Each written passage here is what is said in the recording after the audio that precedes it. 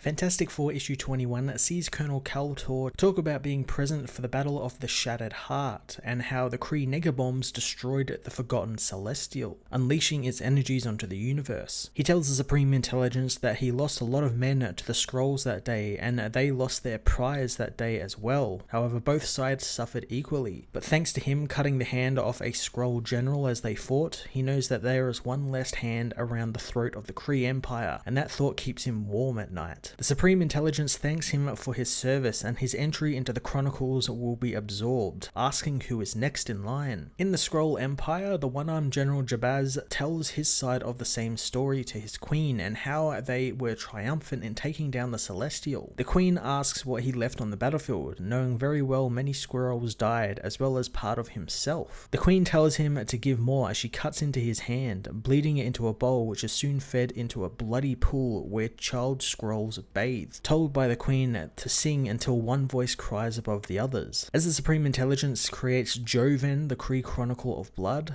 the Skrulls raise N'Kalla, the Requiem of the Shapeless Soul, above the other children. In the present, the two children know that the alliance between the Kree and Skrulls means their story ends. Jo-Venn thinks that the Kree won the war, but N'Kalla thinks that the Skrulls did, causing them to begin to argue as Reed tells his son to escort both children home. Ben and Johnny restrain the child soldiers, telling them to calm down since they technically own the kids, so they need to do what they say. Ben tells Johnny he can't say stuff like that to these kids, but Johnny is just trying to speed things up since there is a fleet headed towards Earth to invade after all. Val meanwhile tells her mother that now that thanks to the children being there, her and Franklin are just glorified babysitters, which the child warriors find insulting, since they should be with their fleet and chronicle what is happening, not being looked after by humans. Reed gets the kids all strapped into the escape pod as he readies to jettison it. The pod speeds off towards Earth and Franklin knows their parents said to go to Earth, but they didn't specify where, wondering if the kids want to go to Disneyland. Val tells him that their parents obviously meant Yancey Street, so as they head over Vietnam, some priests watch the ship descend, knowing the strange plant that they have been growing in their garden is beginning to talk. The priests make a ritual circle from leaves, knowing the seeds of their ancestors have blossomed and they need to summon the Dark Harvest. At the Soho studio of Alicia masters Grimm and Sky, Alicia continues her sculpture of Sky, telling her not to move. Sky wonders why it matters at all since she's blind, but Alicia says that she can hear her moving around. Soon Val contacts her, telling her that they are coming into Yancey Street hot without their parents and they need adult supervision fast. Alicia asks how their trip into space went, so Val tells her about their casino adventure, coming in hot into the street and crashing into the buildings. She reveals the two warrior children decided to try and kill each other while on their way as the Kree and Skrull burst from the ship. Skrull says that she was just trying to be nice, since if the Skrulls won this war, Jo-Venn should be honored since now he can be her personal slave. Franklin activates his powers, knowing he needs to stop them before anyone in the street is hurt, but Val tells him to be careful, since after all he is one of the most powerful beings in the universe. Val races inside to the lab, knowing this is a 4-alarm event, so they need someone who can help, calling up everyone she can think of. Elsewhere, the Dark Harvest cult is called into action, told that their paradise they have promised is coming, but a culling needs to happen first, starting with the living histories of the Kree and Skrull empires. The cult's leader identifies the two children that are on Earth, leaving with his army of ninjas as the season of the Dark Harvest begins. As Alicia is flown to Yancey Street by Sky, Franklin tries to stop the Kree and Skrulls from fighting, but they refuse to back down from a fight. Val meets with Alicia and Sky, telling them about the children that they are locked in a forever war with one another. Sky knows that that's barbaric and Val agrees, also revealing that they technically own the children now. Alicia knows that children aren't puppets to be played with as Sky realizes that more alien species actually exist in the universe. Val thinks because of that, Sky should sit this one out, but she refuses to, saying that she knows how to handle two children, warrior trained or not. Sky races into battle, screeching at Jo-Venn as in Washington Square, Wolverine comes through a Krakoan gate. Upset, someone woke him up with a pinging in his head. Spider-Man soon arrives at the square, revealing that he too got the call, and he knows it's from the Fantastic Four, remembering the last time this happened with himself, Hulk, Ghost Rider, and Wolverine. Spider-Man wants to get to work, so he swoops in and grabs Logan, who tells the boy to watch his hands as they swing through the city. Sky meanwhile restrains Jo-Venn as Val says that she is the one who personally freed them from the arena, therefore his behavior is dishonoring her as his master. The Kree backs down, apologizing for the dishonor. Franklin does the same with N'Kalla, telling her that she should know know what Richards' men do to Skrulls who don't listen. Franklin bluffs, saying that they hypnotize them and turn them into cows forever. N'Kalla doesn't want to become a cow forever as Spider-Man and Wolverine arrive. Logan knows that something is off with this battle, and Val thinks he meant with the kids, reassuring him that everything is under control now. Peter's spider sense triggers and he knows Logan is onto something as the Dark Harvest arrive in the area unseen. Spider-Man wants to get the kids inside as N'Kalla suddenly recognizes who Alicia is, saying after all this time they have finally found her. Seemingly under some kind of mind control, the Skrull leaps at Alicia, but Wolverine beats her, stabbing N'Kalla in the stomach. The Skrull reverts back to her child form, saying that she is mortally wounded and calling for a medical stasis as Logan realizes that the tiger was just a child. As N'Kalla passes out from the blood loss, she asks Alicia to help her. Fantastic Four issue 21 was a really wonderful first tie-in to the Empyre event and does two things that I'm really glad are actually happening. Firstly, it's giving the children, the first family rescued in their Empyre one-shot, a great compelling storyline to follow and ties it all the way back into the main story. And secondly, it's involving some really fun Fantastic Four adjacent characters like Spider-Man and Wolverine, people who have teamed up with the team before, so I'm really looking forward to them getting involved in the plot thanks to this. The backstory on both the Kree and Skrull children was really interesting, and I'm looking forward to learning more about them as the story goes on and exactly how much they obviously know about their histories and maybe some things they don't know. I also really love that none of the characters seemingly have any idea of what happened on the moon in the Fantastic Four Empyre one-shot or what happened seemingly to Reed and Ben as they seemingly died. So I have no doubt that'll be following up in the next issue of the main book or in the next issue of this tie-in, but I'm very much excited to learn how they find out about this news. I'm going to give this issue a 9 out of 10.